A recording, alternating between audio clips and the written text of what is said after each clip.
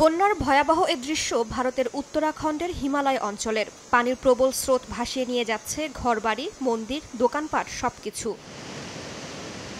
লোকালয়ে হুহু করে ঢুকছে নদীর পানি, ভেঙে গেছে সেতু, হোটেল, রেস্তোরাঁ। সড়ক পানিতে ডুবে যাওয়ায় ব্যাহত হয়ে পড়েছে যান চলাচল। পানিবন্দী বহু মানুষ, তাদের উদ্ধারে কাজ করছেন উদ্ধারকর্মীরা। বন্যার পাশাপাশি দেখা দিয়েছে ভূমিধস।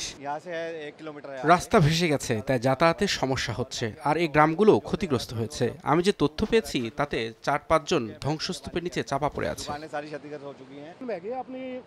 1 কিলোমিটার সামনে অনেক ক্ষয়ক্ষতি হয়েছে। হোটেল ও রেস্তোরাঁ ক্ষতিগ্রস্ত হয়েছে এবং ভেসে গেছে। কিছুদিন আগেই হিমালয় রাজ্যের উত্তরাঞ্চলে ধারালি গ্রামে বন্যায় অন্তত 4 জনের মৃত্যু হয়, নিখোঁজ হন অর্ধশত মানুষ।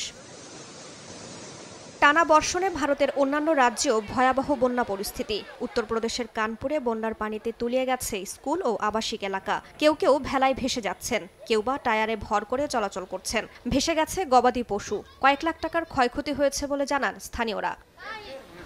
এদিকে ইরিল নদীর পানিতে ডুবেছে মণিপুরের রাজধানী ইম্ফল। স্থানীয় প্রশাসন জানায় বাঁধ রক্ষা করতে চেষ্টা চালানো হলেও রাতেই নদীর পাড় ভেঙে প্লাবিত হয় কয়েকটি গ্রাম। পশ্চিমবঙ্গের জলপাইগুড়িতেও দেখা দিয়েছে একই চিত্র।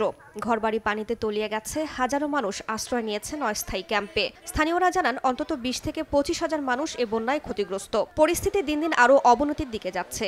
জলবায়ু পরিবর্তনের কারণেই এমনটা হচ্ছে বলে মনে করছেন বিশেষজ্ঞরা।